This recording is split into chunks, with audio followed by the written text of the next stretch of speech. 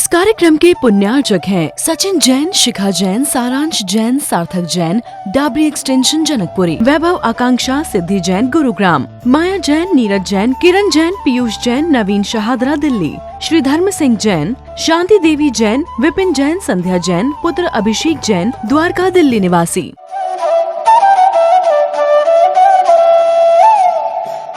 बंधुओं, जिनवाणी सभी ने देखी है, मंदिर में सभी ने पढ़ी भी है, लेकिन जिनवाणी को सुना किसी ने नहीं होगा, उसका बोलते हुए जिनवाणी को। हमने जिनवाणी का वो रूप तैयार किया है जिसको छूने से वो बोलती है।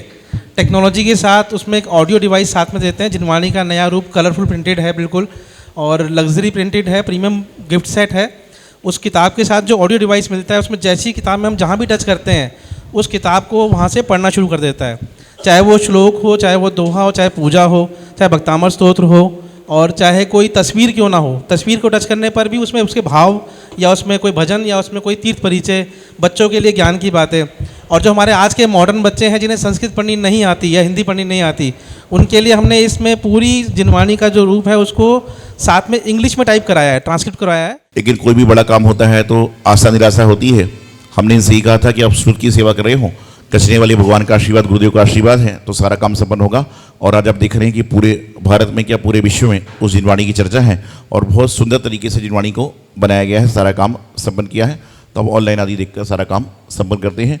चलते हैं, हमारे पीछे गुड़गांव की जन समाज आई है, उसके पहले एक मंगलेशन। एक रात दुखी मैं होके सो गया था रोते रोते, सपने में गुरुवर आके और बोले पास बिठा के कि मैं हूँ ना, क्यों चिंता करता है मेरे होते, क्यों डरता है कि मैं हूँ ना, क्यों चिंता करता है मेरे होते, क्यों डरता है। गुड़गांव सेक्टर 57 से समस्त जैन समाज आज यहाँ सेक्टर 57 श्री जिन मंदिर निर्माण के प्रेरणा स्त्रोत्र परम पूज्य आचार्य श्री सौभाग्य सागर जी के चरणों में एक विनती, एक आस लेके आया है। 2023 में पहली बार महाराज श्री के पास गए थे, जब थक गए थे, हार गए थे और छोड़ने को तैयार थे कि अब नहीं मिलेगी ज़मीन, नहीं मिलेगा मंदिर, तो महाराज श्री महरौली विराजमान थे। महाराज श्री के चरणों में पहुँचे और हमने कहा महाराज जी आप हमारे साथ चलो और हमारे संकट और विघ्न हरो। महाराज जी के वो शब्द मुझे आज भी याद हैं। हम पहली बार मिले थे महाराज जी से उस टाइम, उनके शब्द आज भी याद हैं कि भैया मैं मंदिर बनवाने जाऊंगा। हमने कहा हाँ महाराज जी हम भी मंदिर बनवाने ही ले जाएंगे। 2023 में गुरुवर के चरण पड़े और यकीन मानना जिस भूमि पर हमने बाद में, बहुत बाद में वो हमें मिली, और महाराज जी ने कहा जहाँ बनाना चाहते हो वहाँ विधान रखवाओ। हमने वहीं विधान रखवाया और इतने इतने गड्ढे और पत्थर थे, चटाइयों में से चुप चुप के पत्थर ऊपर आ गए थे, और महाराज श्री ने वहाँ पे जो शुरुआत कराई, संक्षिप्त में बोलता हूँ, आज वहाँ से हम गुरुवर को वेदी शिलान्यास के लिए श्रीफल भेंट करके आचार्य निमंत्रण करने के लिए यहाँ सभी एकत्रित हुए हैं। ऐसी भव्य प्रेरणा मिली, ऐसी भव्य शक्ति मिली, ऐसी अद्भुत साहस मिला कि पिछले वर्ष 23 मार्च 2025 को वहाँ पे आचार्य श्री के सानिध्य में भव्य वेदी प्रतिष्ठा चैताल्य की हुई, जहाँ श्री पार्श्वनाथ भगवान आज भी विराजते हैं। नित्य नियम वहाँ पर पूजा अर्चना सब चल रहा है, और जो कमेटी नोट कर रही है कि फुटफॉल यानी दर्शन करने आने वाले ऐसे ऐसे लोग आने लगे हैं जिन्हें हम भी नहीं जानते, जो पहले दिन से जुड़े हुए हैं। महानुभावों, प्रत्येक व्यक्ति अपनी माता पिता के प्रति, भगवान के प्रति, गुरु के प्रति, जिनवाणी के प्रति ऐसे समर्पण के भाव लाता है कि हम लोग उनके डियर और नियर बन सकें, उनके प्रिय और उनके पास रह सकें। लेकिन डियरेस्ट और नियरेस्ट बनने के लिए आपको हॉनेस्ट होना आवश्यक है। यदि आप हॉनेस्ट हो तो डियरेस्ट और नियरेस्ट बन सकोगे। आज लोग देखते हैं कोई व्यक्ति इतना आगे चला गया, लेकिन उस व्यक्ति को आगे चलने के लिए कितना प्रयास करना पड़ा, ये कोई नहीं दिखता। हर आदमी चाहता है कि मैं उसके जैसा बन जाऊं। आप उसके जैसा नहीं, उससे भी आगे बनिए, लेकिन उसके जैसा बनने के लिए उसने क्या क्या सहन किया है उसको देखोगे, जब जाकर आप बन पाओगे। और बनने के लिए इंसान को वन में जाना पड़ता है। आज भगवान महावीर स्वामी वन में गए, इसलिए वह सभी के मन में बस गए हैं। यदि वन में नहीं जाते तो लोगों के मन में, दिमाग में नहीं बस पाते, क्योंकि जो छोड़ता है वही लोगों के पास पहुंचता है। आज भगवान महावीर स्वामी ने एक मां को छोड़ा, एक राज्य को छोड़ा। आज सारे संसार के राज्य में उनका ही नाम होता है। आज सारे संसार की मां के मुख पे भगवान महावीर स्वामी का नाम हो। तो नियरेस्ट बनने के लिए हॉनेस्ट होना आवश्यक है। और जो देव शास्त्र गुरु के प्रति ईमानदार है, उसको अपना ईमान कहीं और दिखाने की आवश्यकता नहीं है। लेकिन 24 घंटे में 2 घंटे हम प्रभु भक्ति करते हैं, आधे घंटे गुरु भक्ति करते हैं, आधे घंटे जिनवाणी का स्वाध्याय मनन चिंतन करते हैं। लेकिन उसके बाद जब कोई समय आता है तो क्या बताएं, मुझे तो 8 बजे निकलना था, लेकिन महाराज जी के पास गया, उन्होंने मुझे उठने ही नहीं दिया। यही आपको नियरेस्ट से दूरेस्ट कर देता है कि जितने पास आप आए थे उतने दूर पहुंच जाते हो। कोई किसी व्यक्ति से जबरदस्ती जिंदगी में नहीं करा सकता जब तक उसका स्वयं का मन ना हो। अपने आप में ईमानदार रहिए, भगवान के प्रति, गुरु के प्रति, जिनवाणी के प्रति, माता पिता के प्रति ईमानदार रहिए, वफादार रहिए। आपको कहीं और कुछ करने की आवश्यकता नहीं होगी। आज वर्तमान में देखने में आ रहा है कि पशु प्रेमी बहुत सारे लोग हो गए, लेकिन पशु प्रेमी गाय तक थे वो सही था, लेकिन जो आज कुत्ते आदि के प्रति प्रेमी हो गए हैं, ये बड़ा नुकसान का कारण हो रहा है। मतलब ये मैं नहीं कहता हूं कि उनके लिए हिंसा करिए, लेकिन ये कहता हूं कि जैन धर्म में जन्म लिया है तो कम से कम ये तो प्रयास कीजिए कि मांसाहारी जीव को घर में पालन पोषण मत कीजिए। और जिनवाणी की आज्ञा है कि यदि किसी के घर में कुत्ते आदि का पालन होता है तो उसके यहाँ पर संत कभी आहार ले नहीं सकते, संत महाराज कभी उनके घर में जा नहीं सकते। तो यदि आपके घरों में ऐसा है तो कम से कम संतों का पड़गान मत करना, नहीं तो उनकी चर्या में दोष आपके कारण कहीं ना कहीं लग जाएगा, क्योंकि मांसाहारी जीव है इस कारण से। लेकिन आज वर्तमान में ट्रेंड चल रहा है। 2010 में हमारा चौमासा हैदराबाद में था और हैदराबाद के बाद नागपुर की ओर बिहार चल रहा था।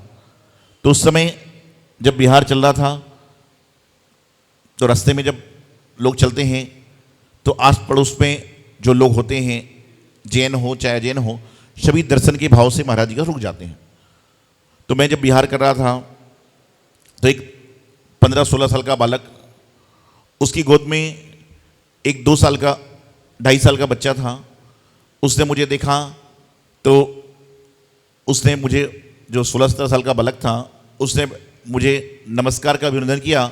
और जो गोद में बच्चा था उसको उन्होंने कहा कि महाराज जी को जय करो, महाराज जी को जय करो। तो मैंने पूछा कि ये कौन है, ये बालक कौन है? बोले महाराज जी जैन समाज का बच्चा है और पीछे मेरी मैम साहब आ रही हैं, ये उनका बेटा है।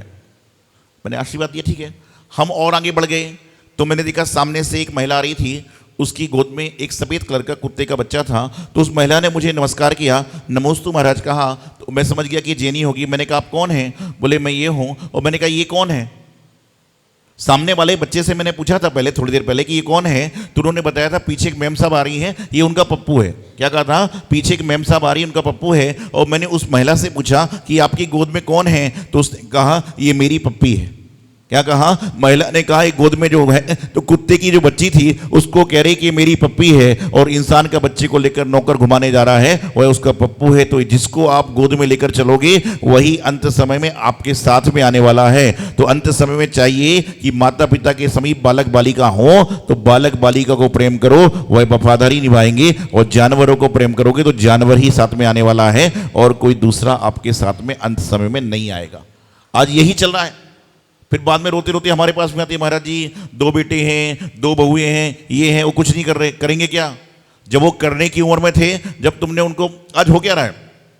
आज भारत देश में कलयुग की सबसे बड़ी सच्चाई है कि बच्चा 5वीं क्लास तक तो कुछ समझता ही नहीं कि माता पिता के कर्तव्य क्या होना चाहिए। 10वीं क्लास तक समझता है, 12वीं के बाद उसको बाहर भेज देते हो। आधे तो बाहर ही बाहर निपट लेते हैं, आधे बच्चे जो हैं वह तो बाहर ही बाहर निपट लेते हैं, मतलब वहीं सब शादी ब्याह सब रचा लेते हैं। और जो लौट के भी आते हैं उनकी जॉब कोई दूसरे शहर में लगेगी। तो जैसा बोर्डिंग लॉजिंग होता ना कि आपने 5 साल तक पालन पोषण किया है बस, और कुछ नहीं किया। तो इसलिए जीवन में ये प्रयास करिए कि जब तक बच्चे आपके साथ रहते हैं उनको अपने साथ में रखने का प्रयास करें, नहीं तो बाद में जाना ही है। एक बार हाथ जोड़िए सभी लोग, बोलिए बेटी को, जोर से बोलो, बेटी को जवाई ले जाएगा। जोर से बोलो, बेटी को जवाई ले जाएगा, बेटे को बहू ले जाएगी। बेटी को जवाई ले जाएगा, बेटे को बहू ले जाएगी, उसके बाद हमको आप ले जाना। तो सारे बुड्ढों का हम क्या करेंगे? आदि संसार की बड़ी सत्यता है कि बेटी को जवाई ले जाएगा, बेटे को बहू ले जाएगी, उसका तो महाराज मेरे साथ चलना, क्या करेंगे महाराज तक तुमको। जिंदगी में आपको बताना चाह रहा हूं, ये कलयुग की बड़ी सच्चाई है। इसलिए जब बेटी जवाई आएगा, बहू आएगी, उसके पहले उसको साथ में रख लो तो कम से कम बाद में भी साथ में रहेगा। ईमानदार रहिए, हमेशा अपने कार्यों के प्रति ईमानदार रहिए। अभी हमारे राजीव जी, दिनेश जी बता रहे थे आपको कि सेक्टर 57 गुड़गांव में एक बहुत सुंदर सन्मतिनाथ जिनालय का निर्माण हो रहा है। आपको एक बात बताऊं, एक कैसा संयोग है कि जब जब ये मेरे पास निवेदन करने आए, चाहे अहिंसा स्थल के पास में आए, चाहे जनकपुरी में आए, चाहे नोएडा में आए, चाहे पुष्पांजलि में आए, जहाँ जहाँ पर आए वहाँ के मूलनायक भगवान महावीर स्वामी हैं और इनके मंदिर में भी भगवान महावीर स्वामी मूलनायक विराजमान होने। आप देख लीजिए, जहाँ जहाँ पर आप निवेदन करने आए, चाहे अहिंसा स्थल महावीर भगवान, जनकपुरी में आए थे, जनकपुरी में आए थे, वहाँ भी भगवान महावीर स्वामी। अब नोएडा में आए, वहाँ भी मूलनायक भगवान महावीर स्वामी, और पुष्पांजलि में आए तो वहाँ भी भगवान महावीर स्वामी। कि भगवान महावीर स्वामी का जो तार है ना, ऐसे ही चल रहा है। और निश्चित रूप से सारी बातें डिटेल बहुत सारे लोग जानते हैं कि जब कोई भी कार्य होता है तो व्यक्ति को एक समर्पित भाव चाहिए होता है, और आपका समर्पण ही बड़े से बड़ा काम आपसे करा देता है। ना इन्होंने मुझे जाना था, ना मैं इनको ज़्यादा जानता था, 1-2 लोगों को छोड़ के। हमारे आशीष भाई 1-2 लोग और जानते थे, बाकी जानते ही नहीं थे उस समय। तो बताना चाह रहा हूँ कि वहाँ पर गए और हमने सिर्फ इतना ही कहा कि आप जहाँ जिनालय बनना है वहाँ पर काम कराइए। तो अब सोचिए, दिल्ली शहर में आप अपनी ज़मीन पर भी जल्दी से कोई टेंट नहीं लगा सकते बिना परमिशन के। जब तक तो उनकी ज़मीन थी भी नहीं और कोई विचार भी नहीं था, लेकिन इन्होंने गुरु आदेश का पालन किया, पचने वाले भगवान का आशीर्वाद लिया, भगवान महावीर स्वामी का आशीर्वाद लिया, गुरुदेव का आशीर्वाद लिया, और वहाँ पर बिना कोई सोचे समझे तैयारी करी। और वह तैयारी, वह समर्पण भाव, वही ईमानदारी आज है कि जहाँ पर टेंट लगा था वहाँ पर जिनालय का पूरा निर्माण प्रारंभ हो गया। और सुंदर सी बात यह है कि अभी 3-4 दिन पहले 3 तारीख को ही ये वहाँ पर जयपुर गए थे, मकरान आदि, वहाँ पर बेदी, वहाँ पर मूर्ति सब फाइनल करके आए। और गुरुदेव अक्सर कहते थे कि जब मूर्ति बनने लग जाए, मूर्ति बनना प्रारंभ हो जाए, तो प्रयास ये करना चाहिए कि 6 महीने के अंदर भगवान की मूर्ति विराजमान कर देना चाहिए। और इनका एक संयोग ऐसा है, इनके मन के भाव हैं, ये सब कुछ सही रहेगा तो आगामी 10 से 15 दिसंबर 2026 तक उस जिनालय का बड़ा पंचनामा भी कराने के इनके बहुत मन के भाव चल रहे हैं कि सब कुछ सही रहेगा। और सब कुछ सही रहेगा ही रहेगा, क्यों नहीं, सब कुछ सही रहेगा तो ये कार्यक्रम भी संपन्न करेंगे कि 26 में ही सारा काम संपन्न हो जाएगा। तो कहने का तात्पर्य है कि दिल्ली शहर में आप समझते हैं 2 गज जमीन भी लेना है तो कितनी महंगी होती है, लेकिन वह महंगी, वह सस्ती सब चलती रहेगी। लेकिन यदि आपके अंदर भाव है, श्रद्धा है, तो सारी की सारी चीज़ें अपने आप जुड़ जाती है। बस अपने आप देव शास्त्र गुरु के प्रति वही हॉनेस्टता जो पहले दिन थी वही अंत तक रहेगी, तो आपकी दुनिया के कोई भी काम रुकने वाले नहीं हैं, कोई भी संकल्प विकल्प आपके समाप्त होने वाले नहीं हैं, सारा काम आपका हो जाएगा। एक छोटा सा बालक, उसकी माँ अचानक बीमार हो गई, पिता थे नहीं, भाई बहन थे नहीं।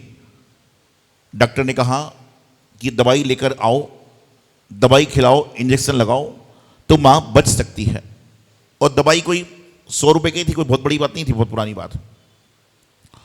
तो बालक को कुछ काम तो आता नहीं था, उसे 2-4 जगह पैसे मांगे, किसी ने उसको पैसे नहीं दिए। उसने क्या किया, घर में पॉलिश की डिब्बी थी, ब्रश था, उसको लिया और सड़क के किनारे बैठ गया कि मैं 2-4 लोगों के जूते पॉलिश कर दूंगा और मुझे पैसे मिल जाएंगे, मैं माँ का इलाज करा लूँगा। और पहले ही किसी व्यक्ति ने उसको 500 रुपये दे दिए। वह बड़ा खुशी खुशी होकर गया और खुश होकर मेडिकल स्टोर में गया और मेडिकल स्टोर में उसने दवाई ली, इंजेक्शन लिए, कुछ चॉकलेट आदि ले ली, बिस्किट आदि ले लिए और 500 रुपये का नोट उसको पकड़ाया। बोले कितने का बिल हुआ? बोले 200 रुपये का। जैसे ही उस नोट को दुकानदार ने देखा तो उस दुकानदार ने उस बालक से पूछा कि भैया ये नोट तुम्हें कहाँ से मिला? उसने कहा एक बाबूजी आए थे पॉलिश कराने के लिए, 50 रुपये का बिल हो रहा था, लेकिन उन्होंने मुझे सारा पैसे दे दिए, पैसे नहीं लिए। दुकानदार ने 200 रुपये का सामान दिया और 300 रुपये उसको वापस थमा दिए। जब वह चला गया तो दुकानदार के साथ में जो कंपाउंडर आदि जो लोग थे उन्होंने कहा ये नोट तो नकली है, ये 500 रुपये का नोट तो नकली है। दुकानदार ने कहा मुझे मालूम था कि ये नोट नकली है, मुझे मालूम था कि ये नोट नकली है। बोले उसके बाद भी आपने उसको पैसे दे दिए, सामान दे दिया? बोले मैंने इसलिए दे दिया कि उस बालक के मन में ईश्वर का वास है और यदि उसकी पहली कमाई ही नकली होगी तो जिंदगी में उसका इंसानियत से विश्वास हट जाएगा, मानवता से विश्वास हट जाएगा। इसलिए मुझे 300 रुपये में कोई फर्क नहीं पड़ता, लेकिन उस बालक का श्रद्धा आस्था बनी रहे, ये महत्वपूर्ण होता है। तो ऐसे लोग भी संसार में हैं। और दूसरा होता तो क्या करता कि नकली नोट लेके आया, चल गिरफ्तार हो जा। इसलिए हमेशा जीवन में अच्छे भाव रखिए। और सौभाग्य संस्कार सेंटर आप देखते हैं लगातार पिछले 2014 से जिनाभिषेक करने जिन मंदिर पहुंचते हैं। और इसमें जैसे मैं हमेशा बताता हूं कि लगभग दिल्ली शहर के, गुड़गांव के, नोएडा के कई जगह के लोग जुड़े हुए हैं और लगभग 30-35 जिनालयों के मंदिर के कार्यकारिणी के कोई अध्यक्ष, कोई मंत्री, कोई प्रधान आदि जुड़े हुए हैं और सारे के सारे काम को गतिविधि करते हैं। और हमारा मानना तो यही है कि जिस समाज में सामूहिक रूप से भजन होता है वहाँ समाज में विकृतियाँ नहीं होती, और जिस घर में सामूहिक रूप से भोजन होता है वहाँ पर भी विकृतियाँ नहीं होती। इसलिए समय समय पर ही सामूहिक रूप से भजन, पूजन, भोजन होते रहना चाहिए, जिससे सारा का सारा काम संपन्न हो। यही मंगल शुभभावना आचार्य गुरुदेव सिद्धांत सागर जी महाराज की। इस कार्यक्रम के पुण्यार्चक थे सचिन जैन, शिखा जैन, सारांश जैन, सार्थक जैन, डाबरी एक्सटेंशन जनकपुरी, वैभव आकांक्षा सिद्धि जैन गुरुग्राम, माया जैन, नीरज जैन, किरण जैन, पीयूष जैन, नवीन शहादरा दिल्ली, श्री धर्म सिंह जैन, शांति देवी जैन, विपिन जैन, संध्या जैन, पुत्र अभिषेक जैन, द्वारका दिल्ली निवासी।